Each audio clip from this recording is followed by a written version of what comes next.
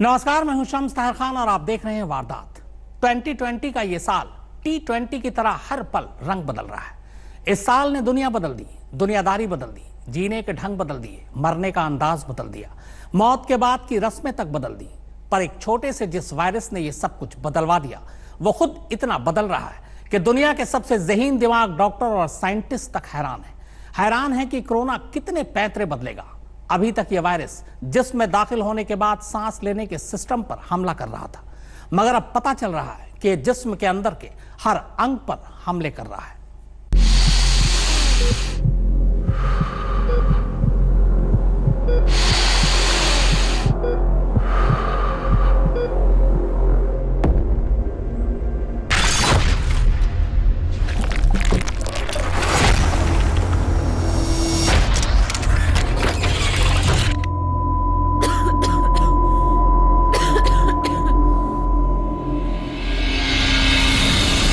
जो corona virus मरीजों के सांस लेने के सिस्टम में दिक्कत पैदा कर रहा था, उसने अब अपनी चाल बदल ली है।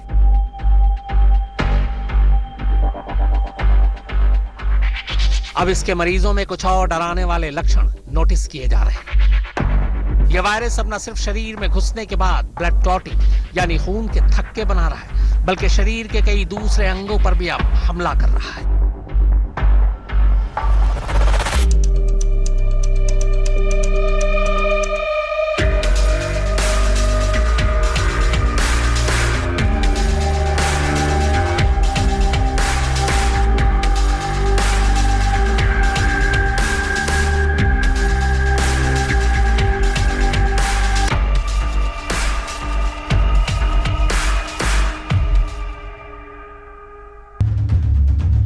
न्यूयॉर्क के माउंट सिनाई हॉस्पिटल में कोरोना मरीजों के शरीर के कई हिस्सों में खून के थक्के देखे गए, तो कहीं खून गाढ़ा मिला।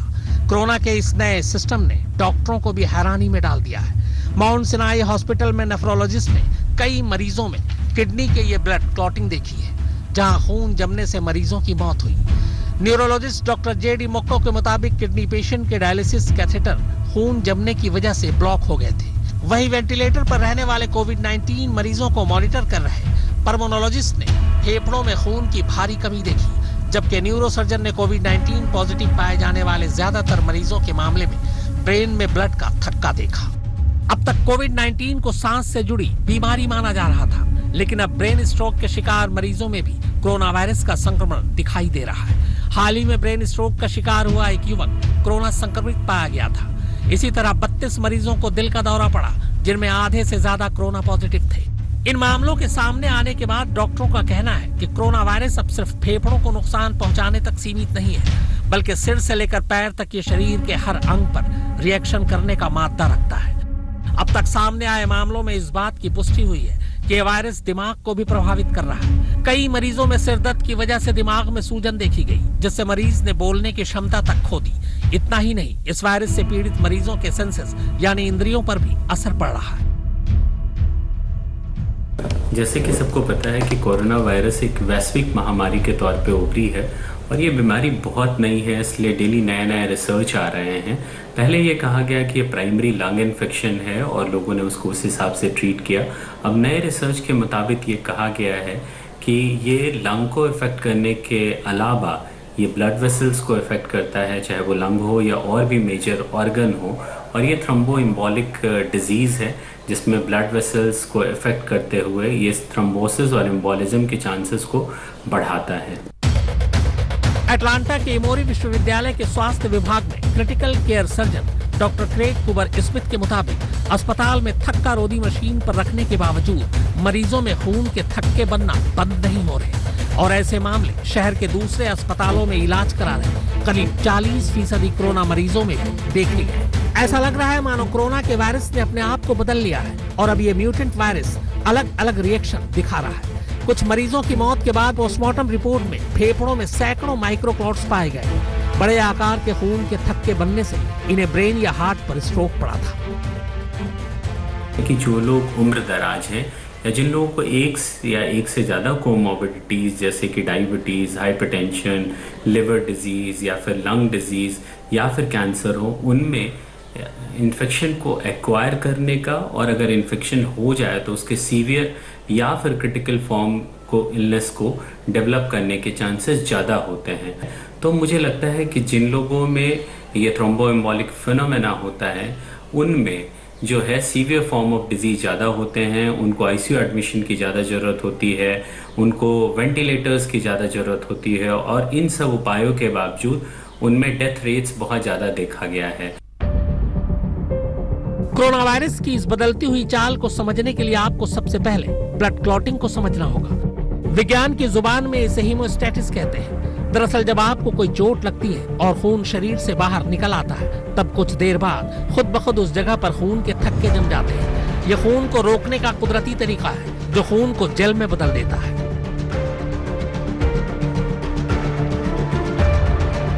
इस वीडियो को देखिए, इसमें आपको जो लाल रंग दिख रहा है वो आपके रेड ब्लड सेल्स हैं, और इनके बीच ये जो छोटे छोटे पार्टिकल्स हैं ये दरअसल आपके प्लेटलेट्स हैं।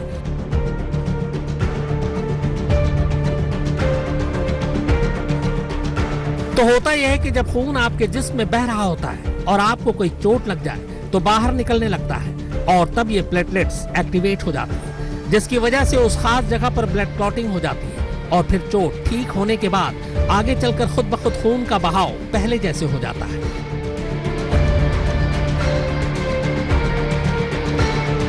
मगर ब्लड क्लॉटिंग दिक्कत तब पैदा करता है जब ये जिस्म के अंदरूनी हिस्से में हो जाए। तो होता यह है कि इसकी वजह से खून का बहाव रुकने लगता है, जो आपके शरीर के अंगों के लिए खतरा पैदा कर देता है। इस सिचुएशन में आपकी जान भी जा सकती है। ब्लड क्लॉटिंग, जिसे खून का थक्का जमना भी बोलते हैं, ये काफ़ी महत्वपूर्ण प्रक्रिया है, और ये एक प्रोटेक्टिव मैकेनिज्म है बॉडी को ब्लीडिंग से बचाने के लिए।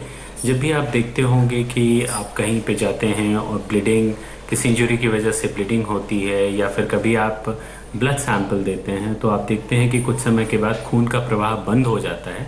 तो एक प्रोटेक्टिव मैकेनिज्म है जिसके द्वारा लिक्विड जो फॉर्म होता है ब्लड का, वो जेल फॉर्म में बदल जाता है और वो ब्लड को क्लॉट करता है। इसके लिए दो इम्पॉर्टेंट फैक्टर होते हैं, एक तो प्लेटलेट फैक्टर और दूसरा फिब्रिन नाम का प्रोटीन। अब कुछ इसी तरह की इंटरनल यानी शरीर के अंदर की ये क्लॉटिंग कई डॉक्टरों ने कोरोना के मरीजों में नोटिस करनी शुरू कर दी है, जिसे मिस्टीरियस ब्लड क्लॉटिंग कॉम्प्लिकेशन यानी रहस्यमयी ब्लड क्लॉटिंग नाम दिया गया है, जो कोरोना वायरस के मरीजों की मौत का कारण बन रही है। क्योंकि अभी तक कोरोना के मरीजों की मौत रेस्पिरेटरी यानी सांस लेने में दिक्कत की वजह से हो रही थी, लेकिन अब डॉक्टर नोटिस कर रहे हैं कि जिन मरीजों की जान कोरोना से जा रही है उनमें इंटरनल ब्लड क्लॉटिंग एक बड़ी वजह है, जो किडनी, लंग्स, ब्रेन या फिर स्किन के अंदर देखने को मिल रही है। नीदरलैंड में हुई कोरोना मरीजों की एक स्टडी के मुताबिक करीब 180 आईसीयू पेशेंट में 31% ब्लड क्लॉटिंग की दिक्कत से गुजर रहे हैं। वहीं चीन में हुई एक स्टडी में करीब 183 कोरोना वायरस मरीजों के पोस्टमार्टम में यह पाया गया कि उनमें 119 मरीज यानी 71% मरीजों की जान ब्लड क्लॉटिंग की वजह से गई। और अब इसी को देखते हुए कई जगहों पर डॉक्टरों ने ब्लड क्लॉटिंग की शिकायत वाले कोरोना मरीजों को ब्लड थिनर यानी खून पतला करने वाली दवाओं की स्मॉल डोज देने शुरू कर दिए हैं। चूंकि अभी इस कोरोना वायरस पर रिसर्च पूरी नहीं हुई है, ऐसे में अगर ब्लड थिनर की डोज ज्यादा हो जाए और खून ज्यादा पतला हो जाए और इसकी वजह से इंटरनल ब्लीडिंग शुरू हो जाए, तो ये भी एक मौत की वजह बन सकती है। ऐसे में वैज्ञानिकों का ये मानना है कि इस मुद्दे पर जल्द से जल्द रिसर्च की जरूरत है, नहीं तो मरीजों की असली मौत की वजह पता ही नहीं लग सकेगी। अब सवाल यह है कि इस ब्लड क्लॉटिंग से हो क्या रहा है।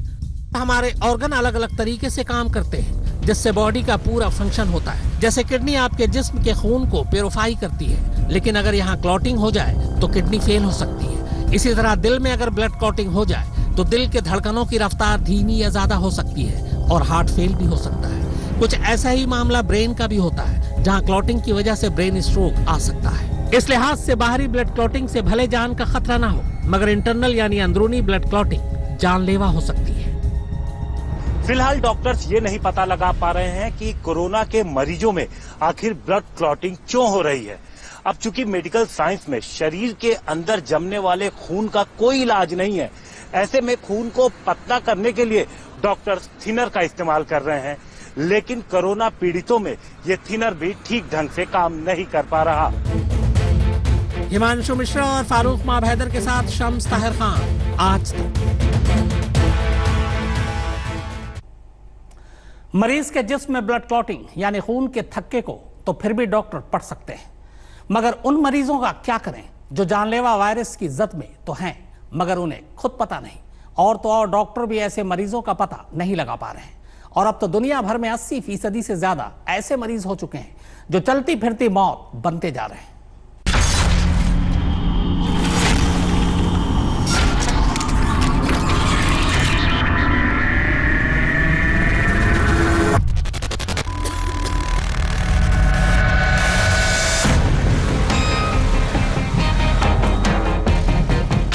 न सर्दी, न खांसी, न बुखार, न गला खराब और न ही सांस लेने में कुछ तकलीफ, मगर फिर भी अपने जिस्म के अंदर ये जानलेवा वायरस लेकर लाखों लोग घूम रहे हैं। फिक्र की बात यह है कि दुनिया को अभी कोरोना वायरस के सीधे सीधे लक्षण वाले मरीजों के बारे में ही पता है या उन्हीं का इलाज किया जा रहा है, मगर अब बात इससे कहीं आगे निकल चुकी है। कोरोना के 4 अलग अलग तरीकों के मरीजों ने दुनिया के डॉक्टरों और वैज्ञानिकों की पेशानी पर पल्ला दिया है।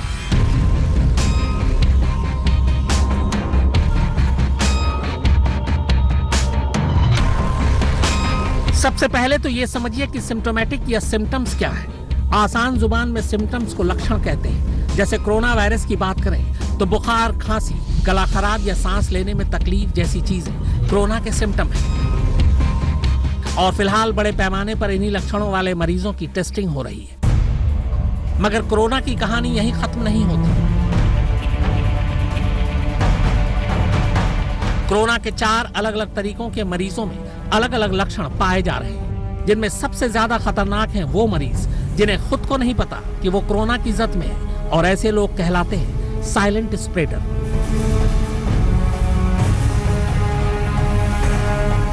जानकारों का मानना है कि सरकारों को ऐसे पेशेंट ढूंढने ही होंगे जिनमें सिम्टम तो नहीं है मगर उनमें वायरल इन्फेक्शन लोड है। और इसका एक ही तरीका है, जितनी ज्यादा से ज्यादा टेस्टिंग मुमकिन हो वो की जाए। WHO ने भी कहा है कि कोरोना के मामलों में 80% वो लोग हैं जिनमें या तो लक्षण ही नहीं है या बहुत थोड़े से लक्षण हैं, और ना ही वो जाहिर तौर पर बहुत ज्यादा बीमार हो रहे हैं। इसीलिए ऐसे मरीजों को अलग अलग समझना जरूरी है।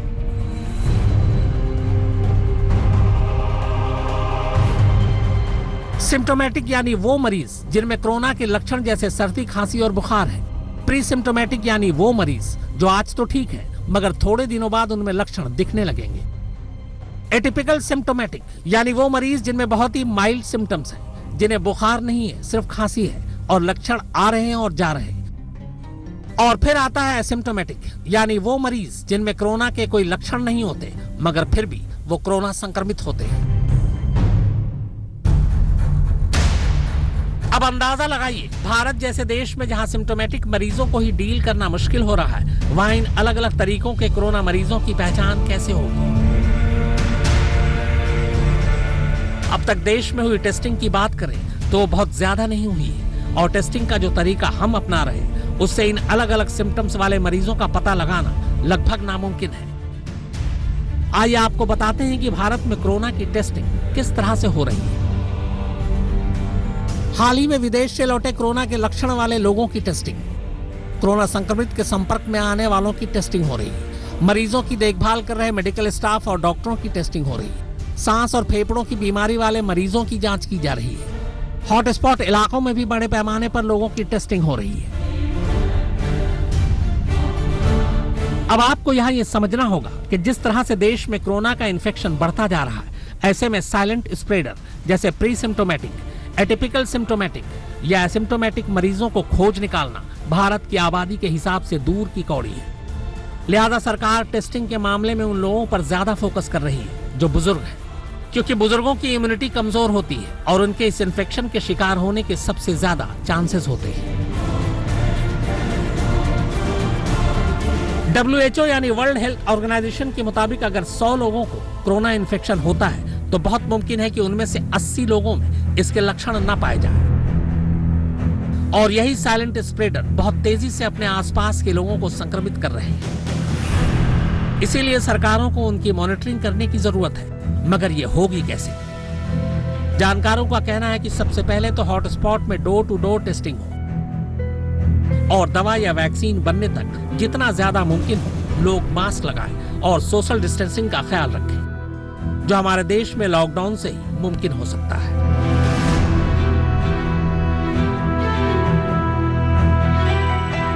जापान, इटली, साउथ कोरिया में हुई कुछ रिसर्च के मुताबिक कोरोना की ये साइलेंट स्प्रेडर बेहद खतरनाक है और इन पर नजर रखनी जरूरी है। दुनिया के अलग अलग देशों का तजुर्बा बता रहा है कि इन साइलेंट स्प्रेडर्स ने बहुत साइलेंटली उनके देश में कोरोना फैलाया।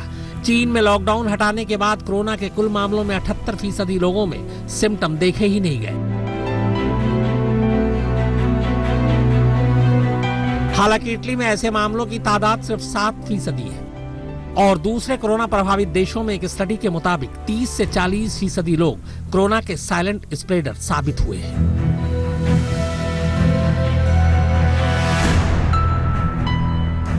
दरअसल कोरोना को लेकर रोजाना नई स्टडी सामने आ रही है। शुरुआत में ये कहा जा रहा था कि जिन लोगों को तेज बुखार है, सर में दर्द है, खांसी है, ऐसे लोग जो है वो डॉक्टर के पास जाए और अपना टेस्ट कराए, और ऐसे लोगों को ज्यादातर लोगों को कोरोना का जो टेस्ट था वो पॉजिटिव आ रहा था। तो जाहिर तौर पर ये चिंता बढ़ रही थी और इससे फैल भी जो है वो ज्यादा लोगों में रहा था। जो हमने देखा करीब करीब 30,000 से ज्यादा केसेस पूरे अगर भारत की बात करें तो हो गए हैं। लेकिन अब जो है एक कैटेगरी दूसरी आ गई है। WHO जो स्टडी की है उसमें इन्होंने बताया कि कुछ और ऐसे लक्षण हैं जिसके बेसिस पर अगर जिन पेशेंट्स को लक्षण है उनको एसिम्प्टोमेटिक पेशेंट्स कहा जाता है। और इसको लेकर भी वैज्ञानिकों की दो तरह की राय है। कुछ वैज्ञानिक मानते हैं कि जो एसिम्प्टोमेटिक पेशेंट्स हैं वो ज्यादा उससे फैलता नहीं है कोरोना, और कुछ का मानना है कि बहुत ज्यादा फैलता है। हालांकि इसको लेकर अभी भी रिसर्च चल रही है। तो यानी कहा जाए कि अभी भी कोई पर्टिकुलर एक तरह से स्टडी सामने नहीं है कोरोना को लेकर, तो इसमें कुछ गलत नहीं होगा। मुनीश देवगन और फारूक माब हैदर के साथ सुप्रतीम बैनर्जी, आज तक। अभी दुनिया कोरोना वायरस के सीधे सीधे लक्षणों से ही पार नहीं पा रही है। ऊपर से कोरोना के नए लक्षण सामने आ गए, वो भी 1-2 नहीं बल्कि 6 नए लक्षण। बीमारियों पर रिसर्च करने वाली दुनिया की सबसे बेहतरीन संस्था अमेरिका के centre for disease control and prevention के नए खुलासे के तहत सर्दी, खांसी, बुखार, सांस लेने में तकलीफ के अलावा कोरोना के मरीजों में 6 और नए लक्षण पाए गए हैं।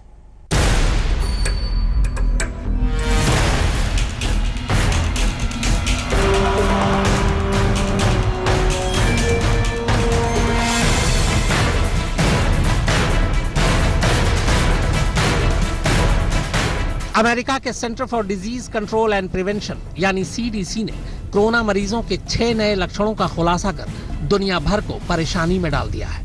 CDC ने हाल ही में कोरोना सिम्टम्स की अपनी लिस्ट में बदलाव किया है। यह बदलाव इसलिए अहम है क्योंकि अब WHO और CDC की सिम्टम्स की लिस्ट में फर्क आ गया है। अभी तक कहा जाता था कि कोविड-19 के मोटा मोटी 3 लक्षण हैं: बुखार, खांसी और सांस लेने में तकलीफ। मगर अब CDC ने इन लक्षणों में कुछ और लक्षण जोड़ दिए हैं।